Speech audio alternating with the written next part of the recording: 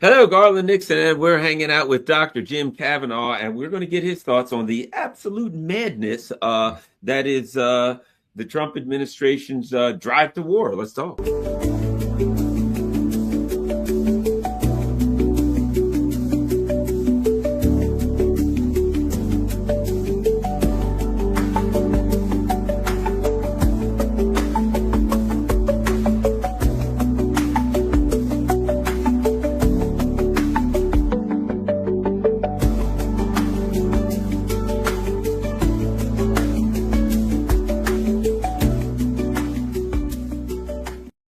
Hello, Garland Nixon here with Dr. Jim Kavanaugh. And Jim, you were just telling me if you could relate the story, because I know you're a regular on Press TV, of what happened to you recently.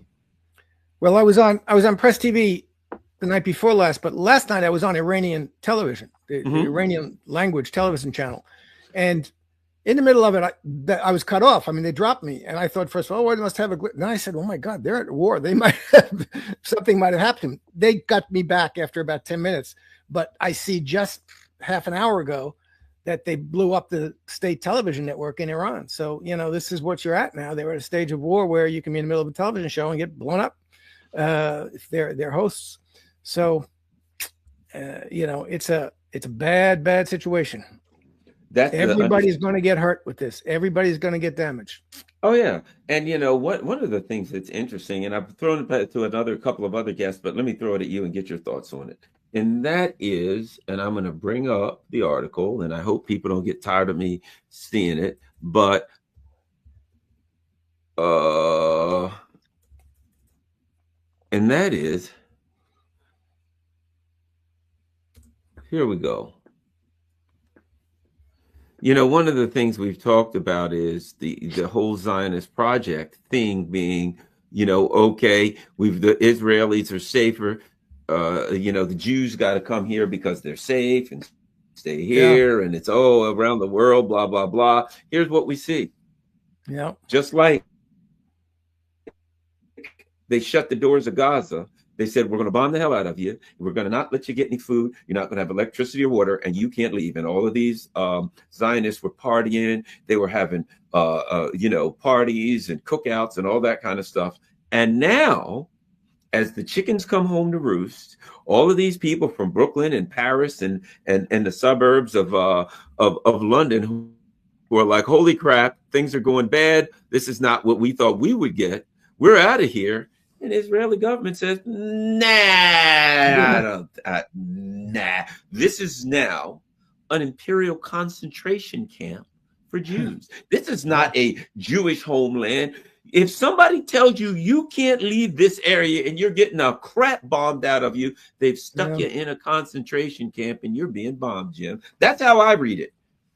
Well, that's the way of looking at it. And this is one of the main weak points of Zionism. They need Jews from around the world emigrating to Israel and staying there. And they're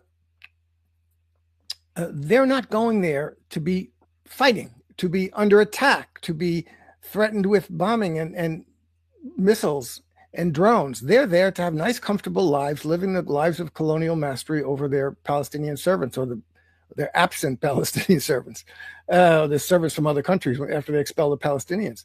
So if Jewish settlers start to leave, and they're all settlers, if Jewish Israelis start to leave, that is one of the main fractures of Zionism that could cause the undermine it very, very deeply. As one of the IRCG commanders said, I wrote about this in 2020, when they said we have now missiles in Hezbollah, we have missiles in Syria, we have missiles in Iran.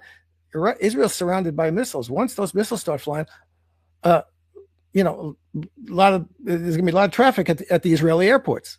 And as I said, the settlers are going to be leaving, going to the east bank of the Hudson, back to the east bank of the Hudson. So that is what they have to worry about. That's why they have to put this down fast, and they can't let that situation fester where the Jewish population of Israel is under threat and doesn't have a comfortable life, has a dangerous life. People aren't going there for a dangerous life. They have to provide them the Riviera, So that's one of the real weak points of of Zionism that should be exploited. Iran has, and because they've lost. I mean, let's face it.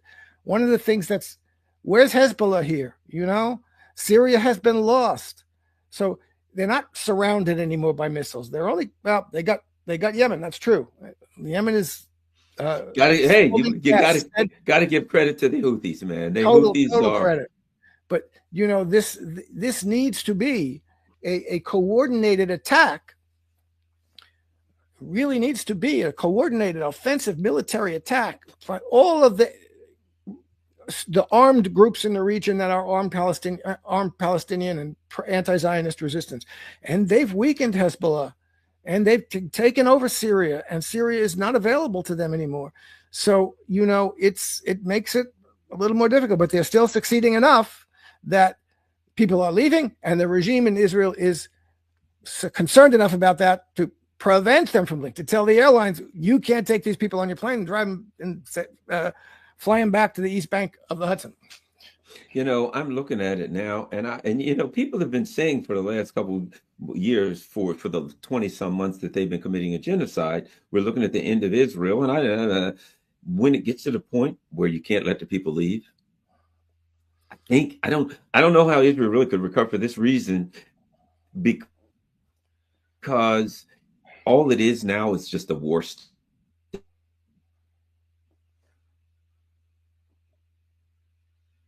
You with me? I think you froze up. You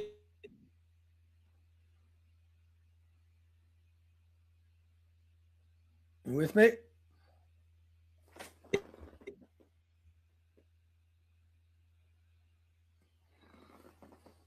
You know what I mean? All it is just. You're freezing. It's at war. Connection is bad. You're dripping in and out. You're blipping in and out. It's me? No, because I got that.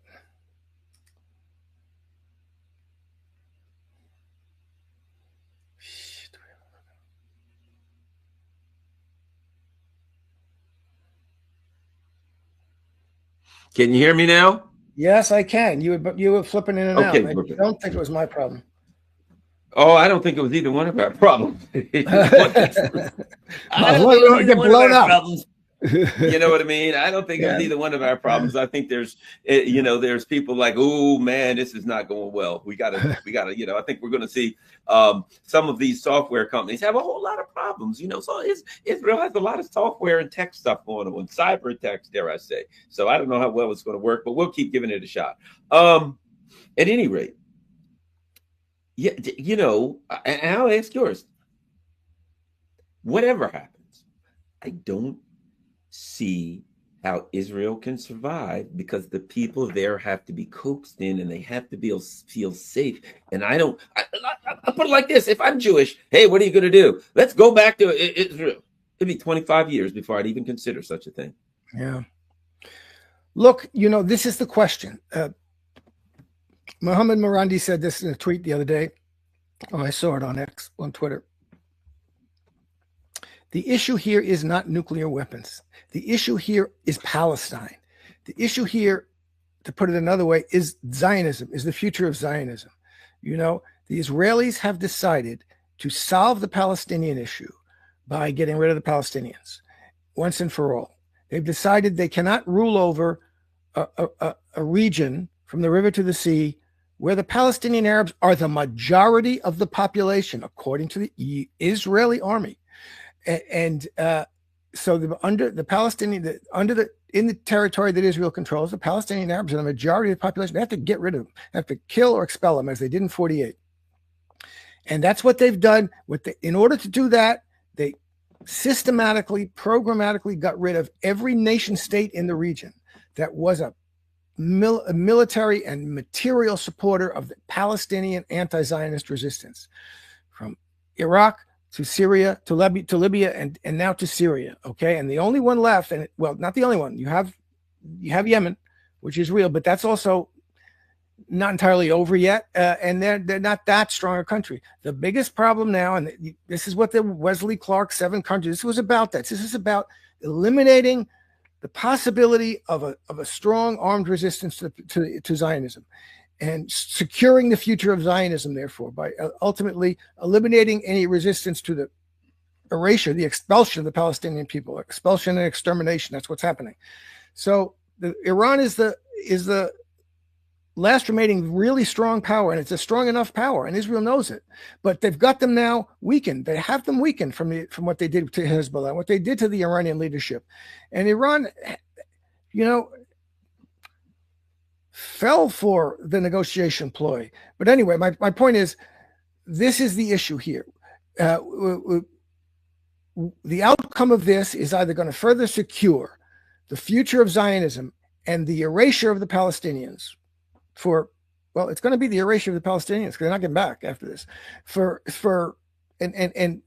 and get Iran off the table as a resistant powerful enough to resist that for 10 or 20 years, or it's going to be the Israelis having to confront a crisis of Zionism, which is going to require them to pull back from Gaza and start, having problems keeping the Israeli Jewish population together and coherent. So that's one of the reasons. That's the stake in this. That's what's at stake, and that's what we're going to see a resolution of in one way or another. And I cannot be. I'm certainly not sanguine or terribly optimistic about how it's going to work out, because at the end of the day, as Morandi is acknowledging, this is a principled stand of Iran to oppose the Zionist colonization of Palestine and to save the Palestinians from final erasure, final elimination, final expulsion and extermination. And in order to go through that, Israel is not going to give up on this, and the United States is part of it, and they are not going to surrender that. So Iran, to win this battle, is going to have to take the hits, which are going to include nuclear strikes. No question about it. Israel is going all in on this, and they are. Anybody who thinks Israel will say, well, we're about to lose, but we won't use those weapons because that'd be too nasty. No. They're going to use them.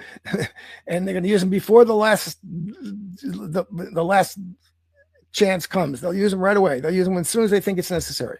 And the Americans are going to go along with it. And Donald Trump himself now has said he would use nuclear weapons. Well, he says 10 different things in 10 different days. But that's the stake. The stake is the future for the Palestinians and the future of Zionism. Israel knows it. They're all in on it. They will use every weapon at their disposal. The United States is all in it with Israel. This is not a matter of dragging the United States into this. This is a matter of dragging the United States out of it, out of the plan that is unfolding, that they have enacted, which is step by step we increase our involvement in this. That's the plan that's going to inexorably unfold unless enough political protest and power in the United States comes up to drag the United States out of that. And I don't foresee that happening quickly enough. So this is the problem. It's a very serious problem. They have a lot of tools. You're going to see however many missiles Iran has, the United States has enough. Okay. They will use everything, including nuclear weapons. And they will start in on the Kurdish Liberation Front and the Balochistan Liberation Front, and they will start funding all, there is a segment of Iranian society and elite that wants to be closer to the United States. Why should we die for the Palestinians? Once the nuclear weapons start blowing, how many cities are we going to lose in order to save the Palestinians? Is our principal stand of anti-Zionism? Look at Saudi Arabia, UAE, Morocco, other Arab countries, Turkey, everybody exists side by side with Israel. So what? Why can't we do this too? This is going to, that's what's going to undermine Iran. And it's very, very difficult. So nobody should be triumphalist about this. However many strikes Iran makes on Israel, it ain't over till it's over. And we're in the middle of a war, and nobody knows how this is going to end. And it's foolish for the Iranians and the Americans to underestimate. It's foolish for the Israelis and the Americans to underestimate Iran, which they have been doing. But it's also very foolish for us in the anti-Zionist left to underestimate the power of Israel and the United States. And the difficulties that exist, that are going to come up, that have come up, that will come up, and that exist within the divisions and contingencies of Iranian society and polity itself. So I'm feeling very bad about the situation, very uneasy about how it's going to work out. Well, there's so many things we could touch on, but let's touch on this one. You know, there's a discussion. I'm taking a whole different perspective. You know, there are people. Well, I'll put it like this: I've doubled down on what I believe. So this is what people were saying. Yes, Israel's going to attack and quote drag the United States into it. Right? Okay. Here's where I am. Israel, the plan. Look, this was done by Mossad, CIA internally. So first of all, Mossad, CIA, MI6, you all use the same words when you say that. They've been working inside of Iran. At the same exact time, they were doing the same thing. What's interesting is they were doing the same thing inside of Russia. And Lavrov said, oh, yeah, the Mossad's been all over. So Lavrov, the Russians already knew this. You know, they already said, oh, the Mossad's all over this. So the Russians know what they're dealing with, right? But my point is, so is CIA, Mossad, MI6 is working this twin action. They're doing the same thing in Russia, same thing in at the same exact time. This is the same operation going on at the same time in two different countries.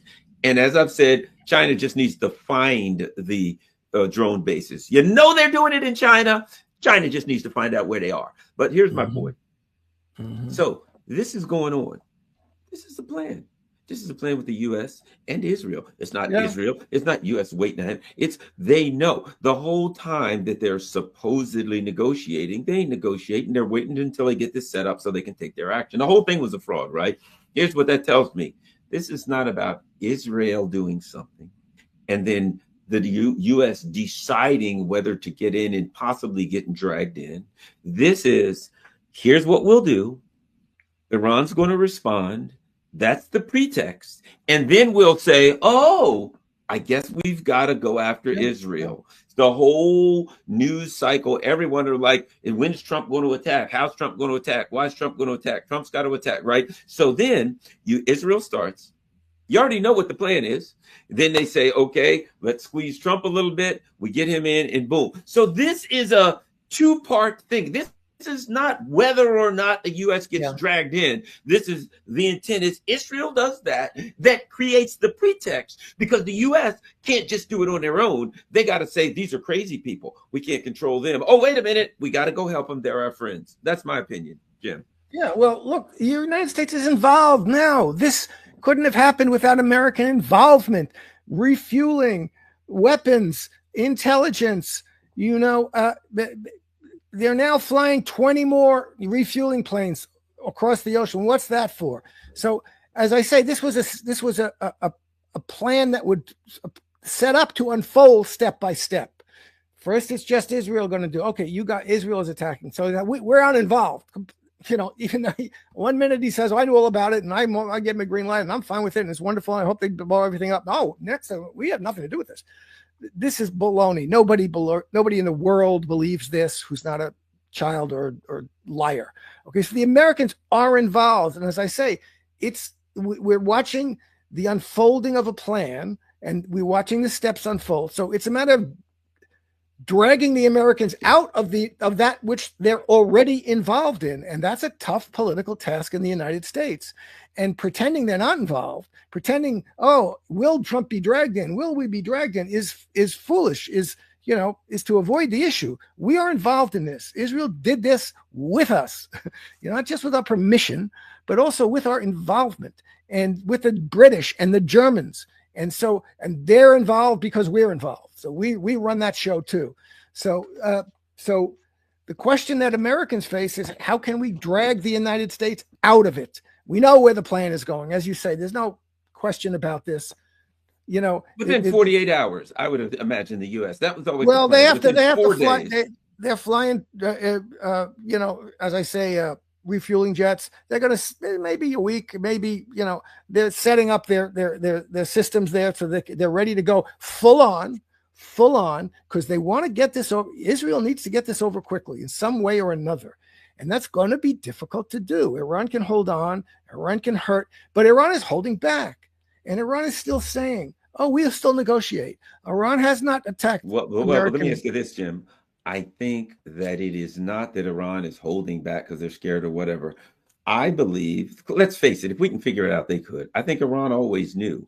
They've been preparing for this war for the last, I don't know how many years. And I'm sure that Iran knows we're going to get, the U.S. is coming in. And I think what they are doing is using their old missiles, saying, when this thing goes big, we're going to have to do things differently. I think there is a plan. Now, let me ask you this, though. This is what I wanted to get to with the name bumbling into debacle. You know, Americans have been sitting home watching TV. You remember CNN to Iraq? We're watching. Oh, look at that! A missile went right through the window. Oh, and we sat and we're watching a video game and we're watching a cartoon and we don't feel the pain. Strait to Hormuz closes down.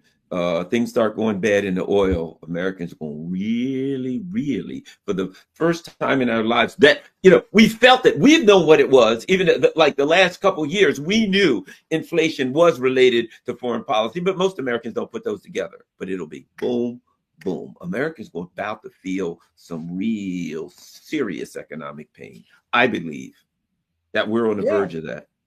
Well, there's certainly, if Iran goes on a full-on offensive, closes the Straits of Hormuz, yes. And if they attack American installations, yes, Americans are going to feel pain. And Iran has to be willing to make the Israelis and the Americans feel a lot of pain.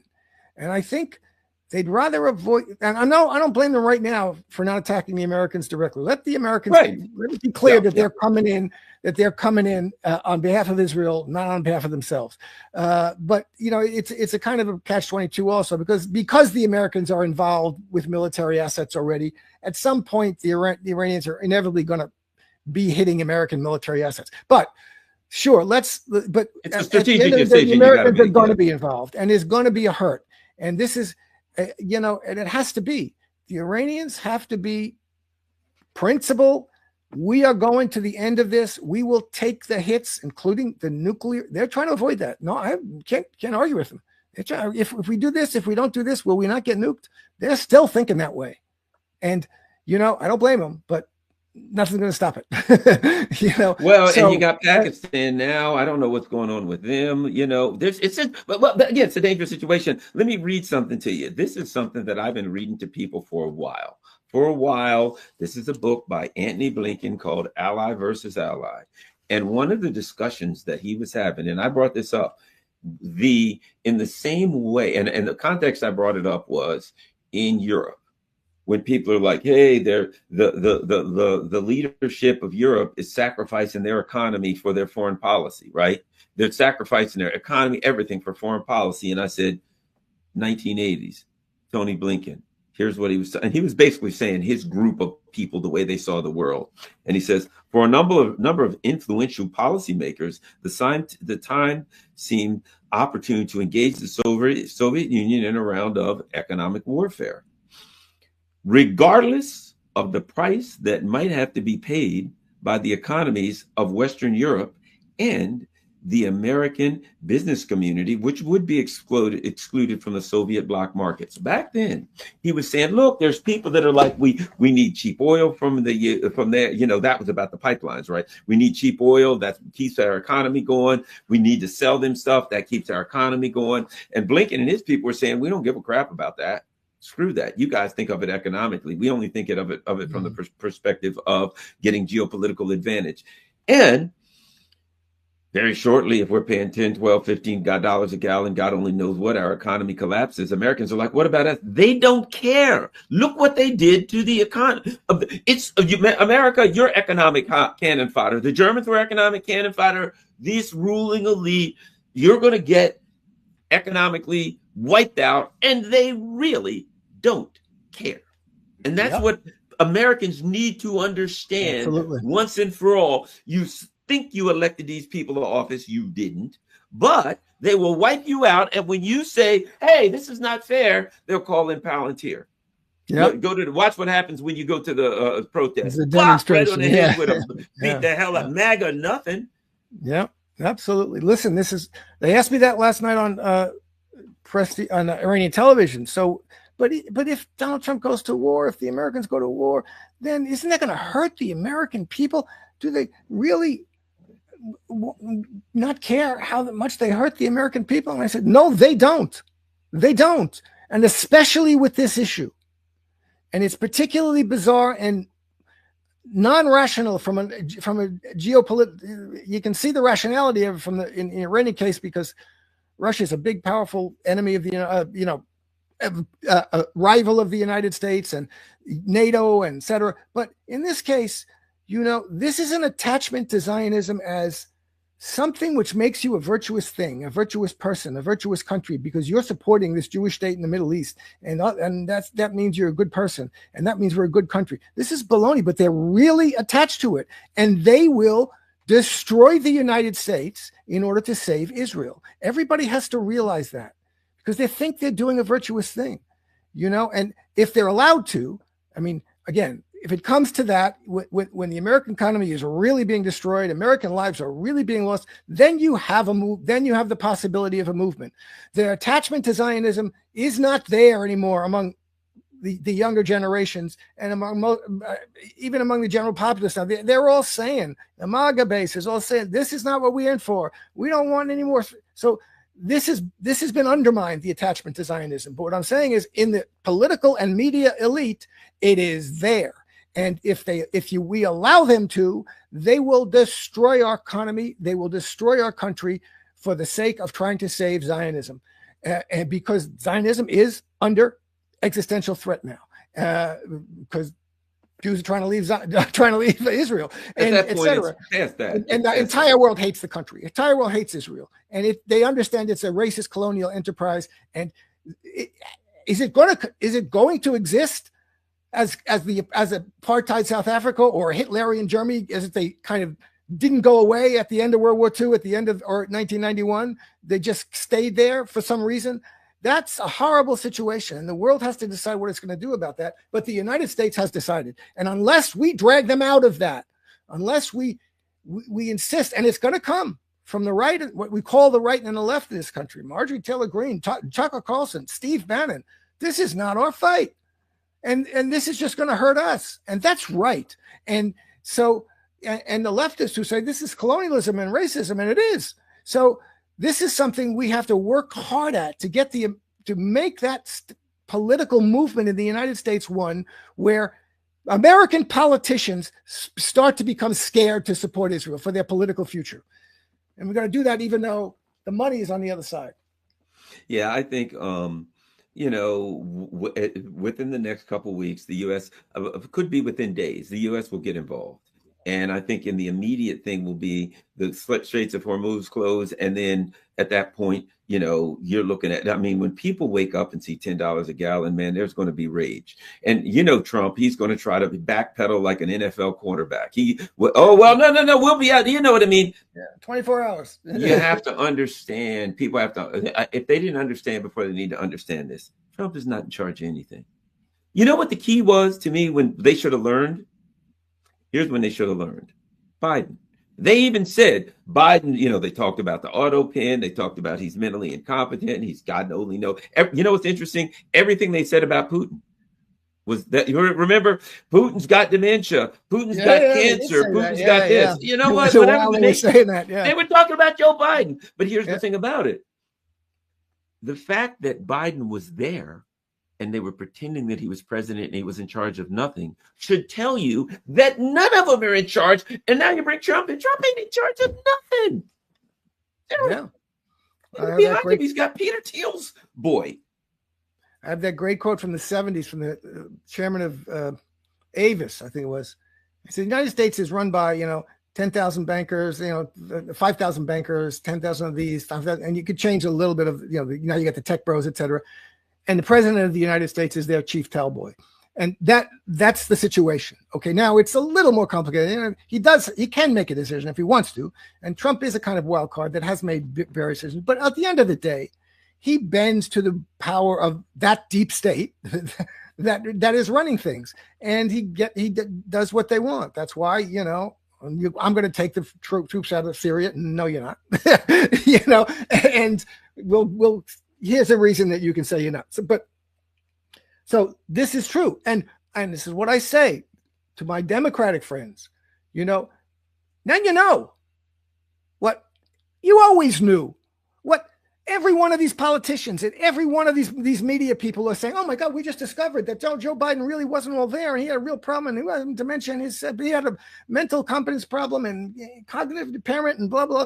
Oh, they were hiding it from us. I say, no, if you say that to yourself now, you're continuing the problem.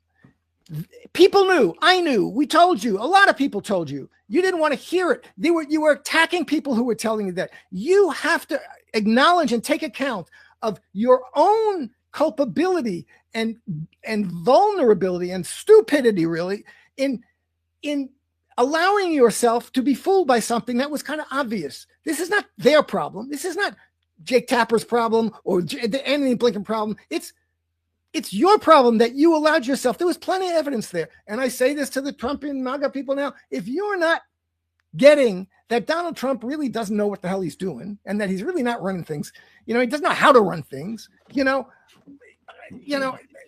is he or isn't he part of involved in this attack? He says one thing 1 minute, next thing. Did he really think he was going to solve the Ukraine issue in 24 hours? Yes, he did.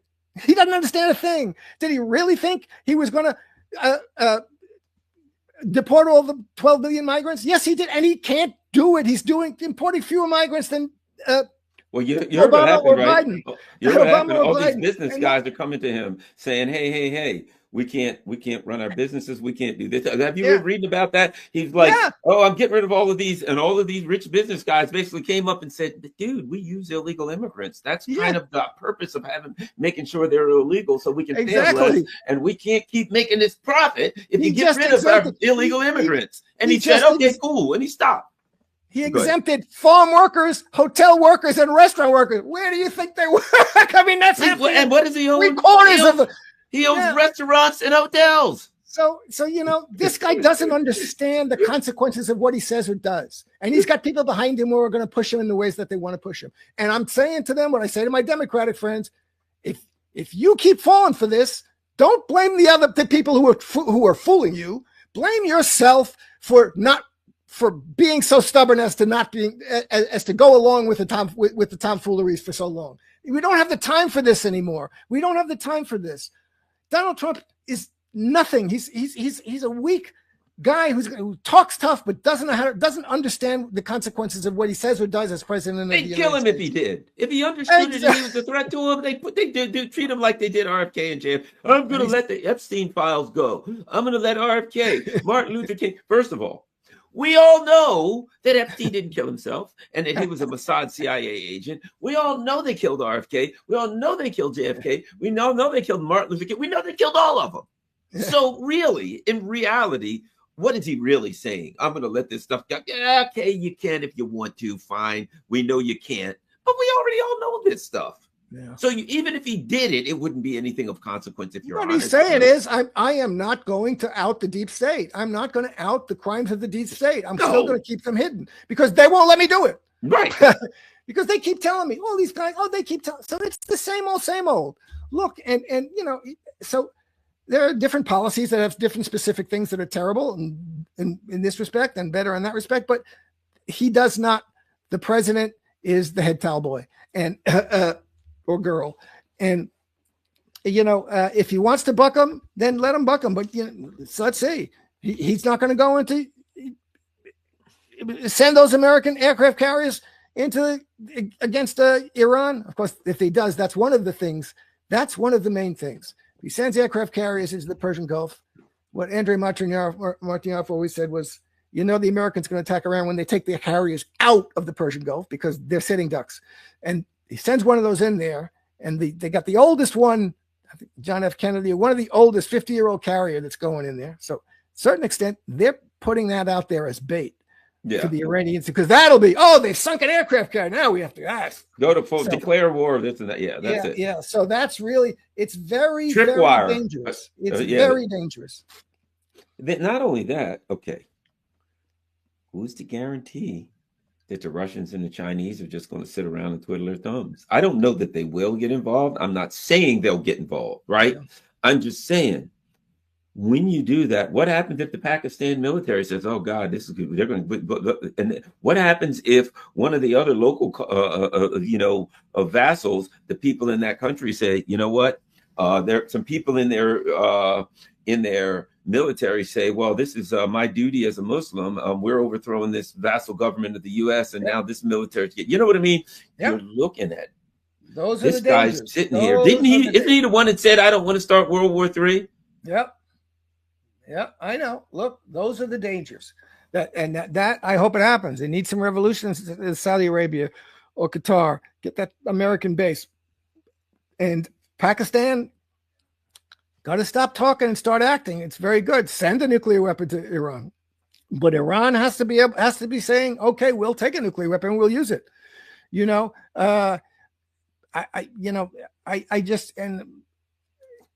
There's just so many variables here that are so dangerous, and nobody should feel comfortable being triumphalist about, oh, it is the case that Iran is 10 times bigger than Israel.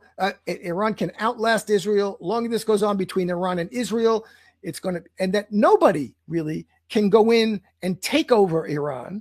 Can't put boots on the ground in Iran. That'll be a disaster. Disaster. Not doable. But they can do this combination of blowing up a lot of things and nuclear weapons here. Cities are gonna look what the Israelis are hitting. They're not hitting Ukrainian, the Iranian nuclear reactors. They're hitting command and control. They're hitting cities, etc. They're going to terrorize the Iranians with nuclear weapons, and they're going to work to undermine the Iranian society and polity with these liberation movements and these, color revolution type things. And the Shah's son is going to come in, and everybody, and we're going to have a free and democratic and secular Iran. They don't care. No. If tomorrow the Ayatollah Khomeini said, "Oh, we accept this Zionist project. We accept Israel. We'll be like Turkey," and this is what Marmarandi, this is what he's in principle. We're not going to do that. We're not going to be like Turkey or Saudi Arabia or Morocco. We're not going to say, "Oh, we'll accept." Yeah, we'll criticize their policies now and then, but we're fundamentally going to accept the Zionist project, and whatever happens to the Palestinians, we don't really care at that. We're not going to do anything to save the Palestinians. If they change nothing else but that, the United States would leave them alone. They'd have good relations. They'd drop all the sanctions. They'd leave them alone. This is not about democracy. It's not about secularism. It's about the Palestinians. It's about Zionism. And that's what everybody, Marandi was very good about that. But if the Iranian regime is going to fight for that, then they have to fight for it. And it's going to be a fight to the death of one cause or the other. And I think it's because my understanding is that the Taliban in Afghanistan have said, if the U.S. comes in, they'll declare war on the U.S. and Israel. I think the thing about it is, I don't see how the U.S. and Israel can say, we're going to attack the Muslims and just wipe them all out after, you know what I mean? It will. They're not wiping out all the Muslims. I'm just saying, They care about Zionism, about accepting the Jewish state. Yeah. My point is this. I don't see how the U.S. gets involved and this thing doesn't spread. You know what I mean? It's guaranteed to spread into that. It's like this. You get into a war. It's the stupidity of that you get into it and then in Ukraine. Oh, we'll just do this. We'll set this up. We'll get this going. And then we'll put all of these 20,000 sanctions on Russia. Russia will collapse, blah, blah, blah. And when they didn't collapse, the truth is they didn't have a second plan. Yeah. Russia was supposed to crumble. When Russia didn't crumble, they're like, what do we do now? Just keep throwing weapons in there and money. Just keep that. Keep going. Look, and we'll see what happens. Something's good, but we just can't stop. They didn't have a plan. Yeah. This is the opposite of a plan. What they're doing is what you do when a plan doesn't work.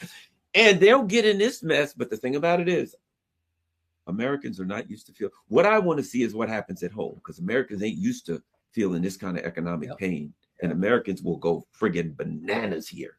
Yep. I think. Not that that's a good thing. Yeah. Who they're going to blame? Could be me. It has to happen.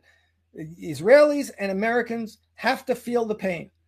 They have to suffer damage. They have to say, this is hurting my life materially and personally. And do I want to continue doing this? But that's exactly the program that Israel and the United States have for the Iranians too. This is the game you're in now. This is the game you're in, and you've got to accept it and fight it and impose more pain on your enemy than the enemy imposes on you. There's no alternative to this at this point.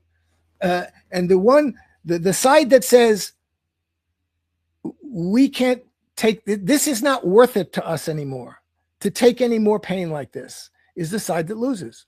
And I don't know who that's going to be. Nobody can tell. And the Americans and the Israelis have this delusional sense, oh, we can always win on everything and blah.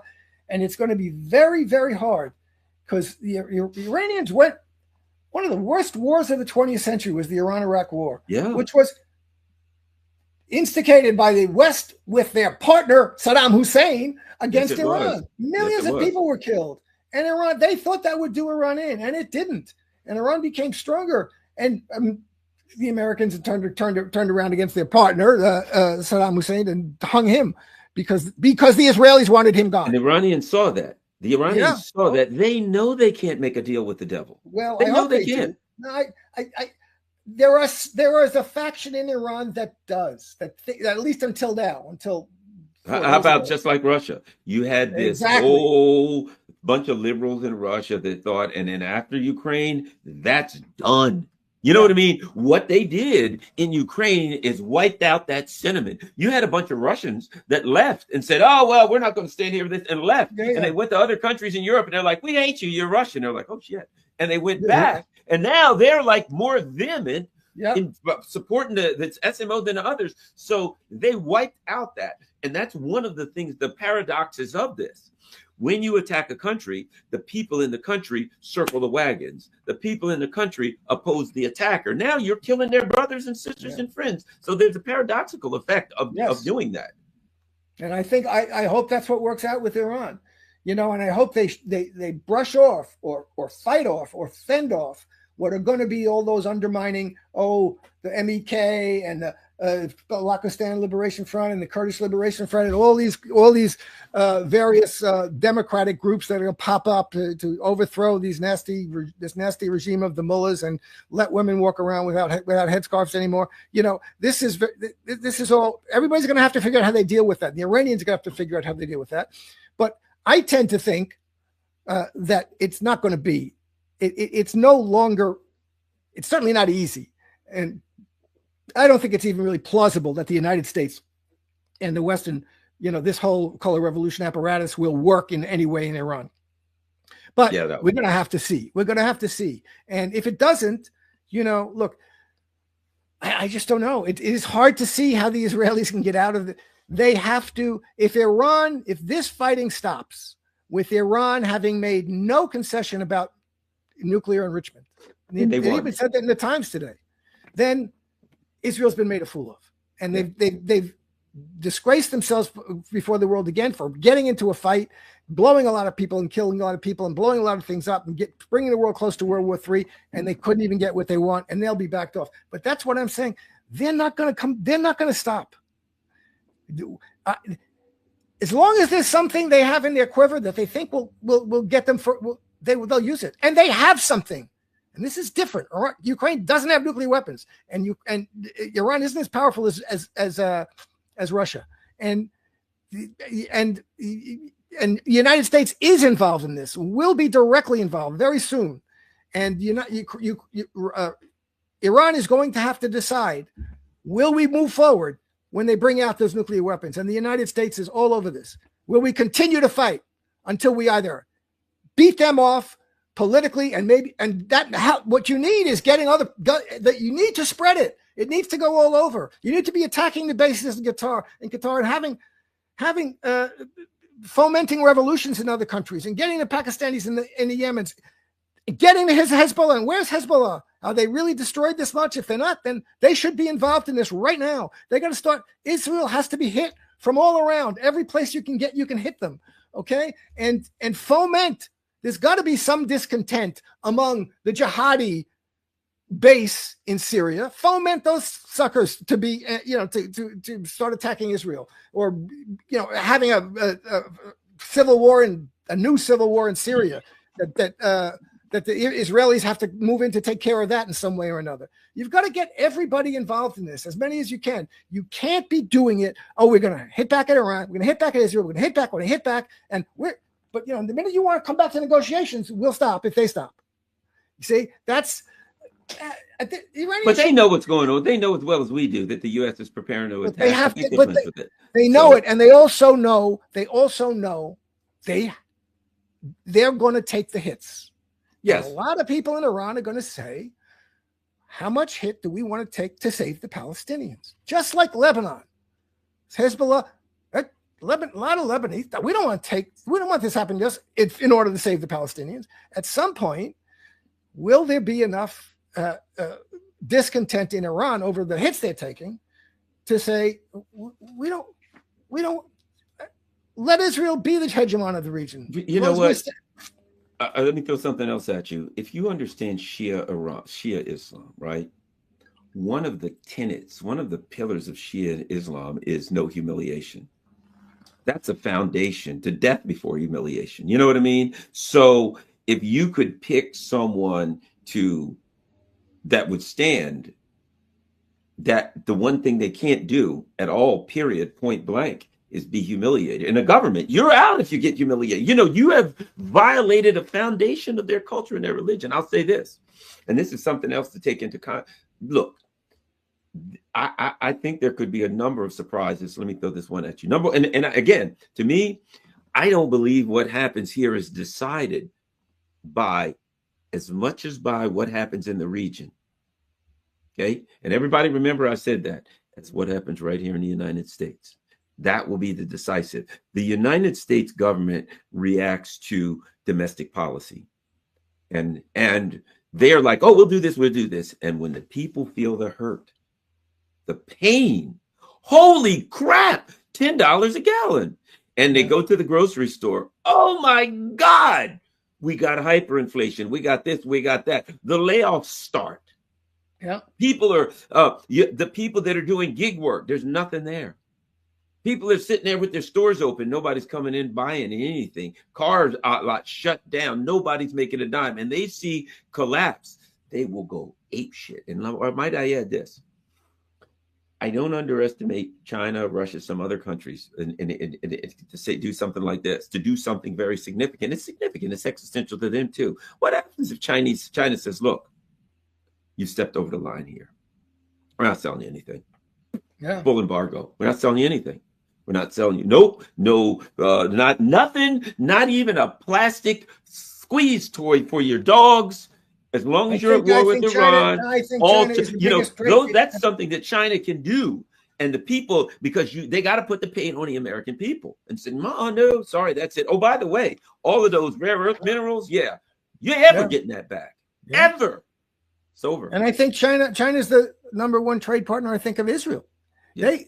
They got to, this is exactly what this has to spread. And you're right. And that's what I'm saying before. We need a political upheaval in the United States to force the American politicians to stay out of this fight and to get out of the fight. Not to stay out, to get out of it. And because everybody has to realize they're in it. Don't fool yourself, Marjorie Taylor Greene or Stephen Bannon, that Trump hasn't made his mind up yet. Whatever Trump's mind is made up, we're in this fight. He's been dragged into it, and he's going to be dragged along unless we drag it out. Unless we drag him out. So this is, we got to have a political among Democrats. You're going to be fought like hell from Chuck Schumer to Bernie Sanders. No, Israel does not have a right to defend itself. We are on the side of, at least we don't care. At the very least, I don't care what happens to Israel and what happens to the Jewish exceptional state of Israel. That's the very least you have to do. And the Democrats will go down the line with this. Oh, of course. And so you're going to be fighting and you're going to have a political upheaval. You can't vote for anybody. You're going to vote for someone who's going to fight for Jim Crow in Palestine. And you call yourself anti-racist, anti-fascist. So this is baloney. Everybody has to get on that page clearly and decisively and massively and with unapologetically and without any reservation. And they have to know it. They're going to lose their seats. Nobody's going to vote for them. Any side, I don't care. Go let the percentage of people go down to 25%, and then claim it's a democracy. Still try to claim it's a democracy. This is what has to happen. But it's a big task in the United States. The elite and the forces that control are going to resist that mightily. They're going to put people in jail, as that they're doing, and they're going to throw you out of your job, and et cetera, et cetera, et cetera. So it's very, very difficult. But that's what has to happen. Plus, as you say, Malaysia is saying it's going to send 1,000 ships to a 1,000 ship flotilla to Gaza. Go ahead, do it. Yes. We should be 10 countries with 5,000 ships. That China and Russia should have warships saying and Turkey, the sons of bitches, Erdogan's worthless. They should be escorting a flotilla of humanitarian aid and saying, we will fight you if you try to stop us from going in.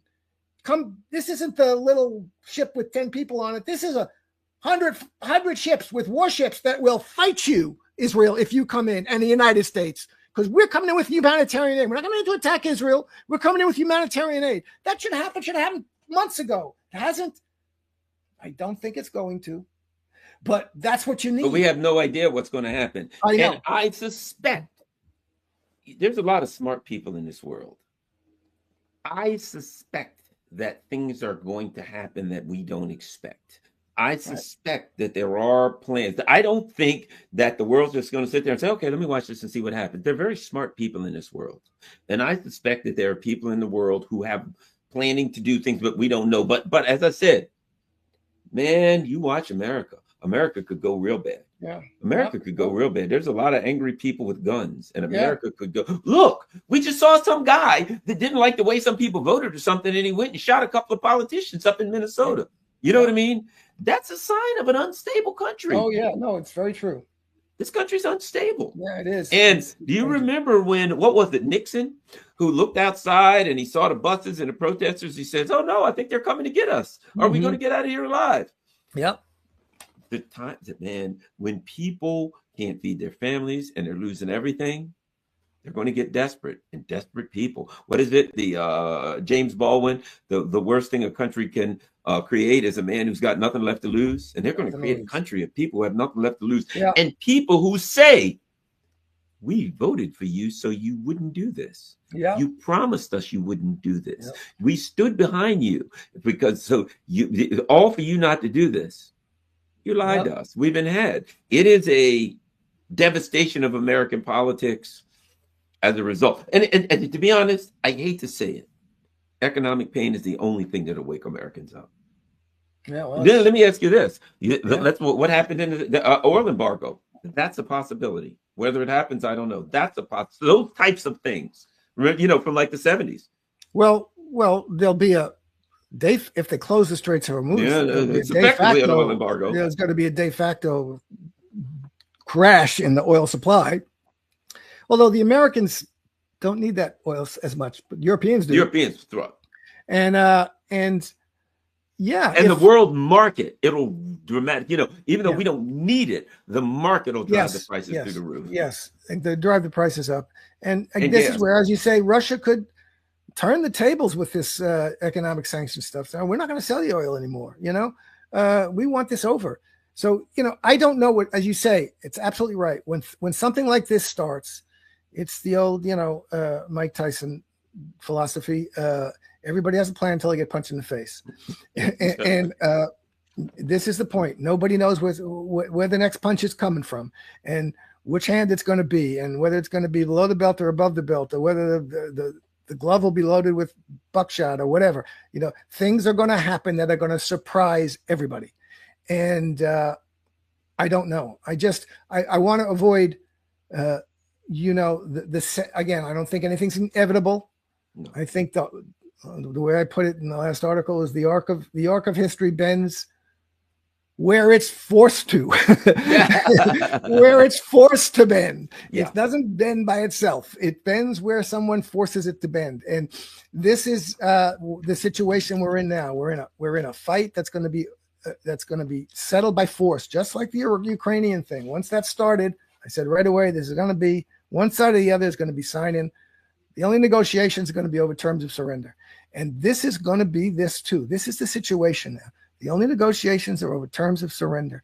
And these are the terms of surrender about the Palestinians, about Palestine and Zionism. And not about nuclear weapons or nuclear. That's a secondary issue. That's entirely secondary. That was just a bull crap. That was WMDs in Iraq. You know what I mean? It's always the same thing. The terms of surrender are Iran saying we accept Zionism. We accept the Jewish supremacist state. We're not going to bother with it. Or, on the other hand, the Israeli state saying we are going to have to figure out a way to deal with that we did not force Iran to accept us. They're still going to be supporting the resistance. They're still going to be doing this. And we cannot force them out of this. We cannot force them out of that stance. And that's a very dangerous thing for Israel, because that would have been, we've gone through this whole conflict with them and suffered whatever, and we didn't get what we needed to get from them. And we're probably now never going to get it.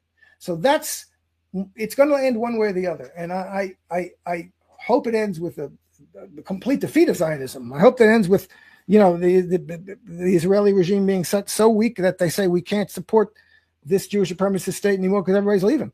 And they'll leave the minute we'll let them out on the planes. But I can't say that I feel for certain, or even no. Who knows? Because it's going to end with that happening. Yeah, who knows? It won't end with Iran saying, "Oh, we'll accept the Zionist state." Look, for all we know, they could start firing, and Russia could start firing, and China could start firing. Yep. China could say, "We're taking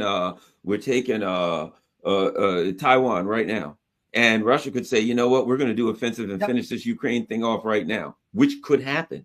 Could happen. The Russians have been saying we're ready to, look, we could act if we want to. We could do a launch of, a massive strike and finish this thing off if we really chose to. The Russians could do a decapitation strike and just say, all the leadership of whatchamacallit, look, unfortunately, in Kiev, in the neighborhoods, some people are going to die. Sorry, but we're going to do a decapitation strike of the full leadership of Kiev. They're all dead.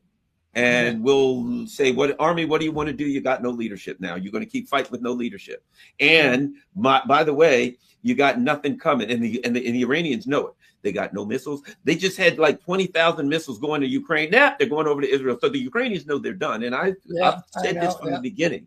One day the Ukrainians, from the armed to the gills, are going to say, we've been had by the Americans and the Europeans, and they're going to turn their terrorism against them. That's coming. That's guaranteed as far as I'm concerned. Yeah, Zelensky's learning what it is to be the side piece. Israel is the main squeeze for the Americans, always. And so Zelensky's learning the hard way. And it took the Chinese away. They took the aircraft carrier from the Pacific. The Chinese are sitting there going, hey, it's the Americans are putting themselves, they're weakening themselves by this. It's unnecessary. It's going to cost them in lives and treasure, and it's going to cost them in political strength in the world. They're already hated, and they're going to be hated even more, and they're going to be seen as having been used by the Israelis in a way that demeans the United States, and it does. But that's been the case for decades, except they've gotten away with it because there's nobody around to and the ideological atmosphere was just accepting it as the natural world, part of the natural world, that the Americans and the Israelis are all one big thing. And, the Zionism is the greatest thing in the world, and we have to support it. And that's good that the Americans do. And let's have a two-state solution, because we want the Palestinians to have a nice time too. That's really the way it's been. And that's over. And I don't know how it's going to end. I'm frightened about it. And I'm kind of, also, it's stressful. It's anxious. It makes you anxious because we don't know. I really believe that that a lot of people game this out. Let's face it. You and I gamed it out. It wasn't hard to see the direction. It was like, well, it may happen, but the likelihood is this is the direction that it'll go, but it may be not. And it was just like you could game the Israelis attack or the Americans attack. Do you think they will? Do you think they won't? That was only the discussion. It was not like a mystery what the potentials were here, right? And so now, I think there is a mystery, because I believe there are a lot of smart people and BRICS people and what have you who have some plans, that they got some things to pull out of their hat. And of course, if I'm them, you want to put the pain on the American people economically. You want to understand that if I'm them, that's what I'm thinking. The pain's going to be on the economic. If Americans feel empty shelves of just disastrous economic and they start seeing collapse, and add this, your bond market starts going nuts because that's going to happen. You know what I mean? And your bond market starts going nuts, which is going to economically wipe you out. So there's just factors here that can't be taken into account. We don't know what the hell is going to happen, but we do know. I tell you what I think too. I think one of the things, look, the Iranians got to know that the Americans are coming in. They're not stupid. They know that. They're not saying it. Okay. I think they're talking about launching some big strike on Israel. So they see, okay, they're bringing in ships. They're bringing in, the Americans are about to join in. I think their plan is this.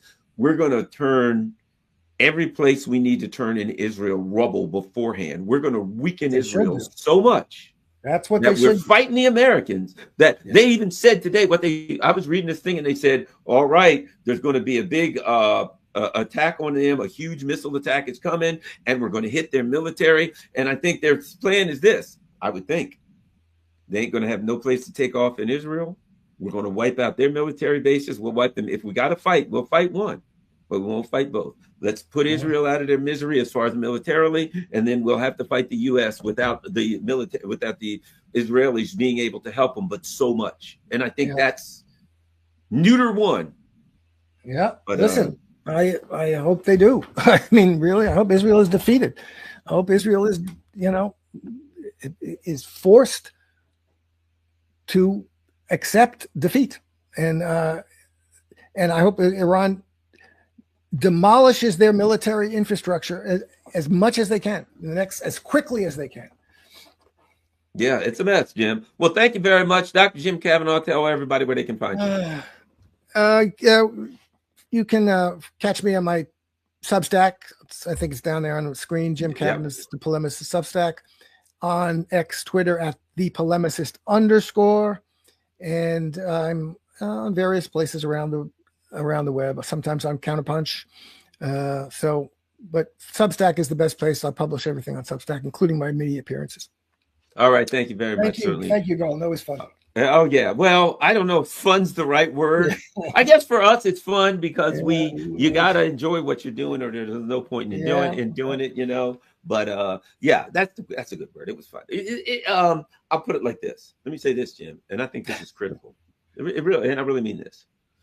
Anybody who's watched any of the mainstream media the last few days, if they didn't recognize before that this was just puppetry of the neocon system, right? The media, you turn it on and it's, why isn't Trump attacking Iran right now? When's Trump going to realize it? How do we get Trump to realize, right?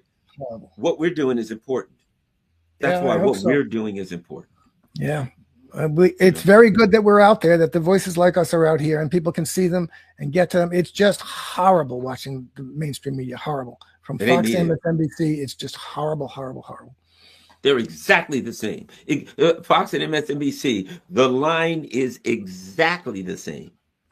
So, all right. Thanks a lot. Everybody, don't forget, share this on all your social media platforms. Jim Kavanaugh, follow him on his Substack and check him out. He's all over the place online, and he's doing lots of good work. And not all over the place like Trump. Okay, all over the place like literally, kinetically, he's all over the internet. So that's what I mean. He's not all over the place, philosophically and ideologically. Thanks a lot, Jim. Everybody, don't forget, share this on all your social media platforms. Follow me on Rockfin. Follow me on Rumble. Follow me on Telegram. Follow me on Patreon. If you can afford it, PayPal, buy me a coffee or something like that would be wonderful. And by the way, and follow me on my Substack. Last but not least, I got a P.O. box. So if you want to mail something to me at my P.O. box, feel free. I got a folder right here of things that I've read and some I've been able to respond to. Thanks a lot. We're out.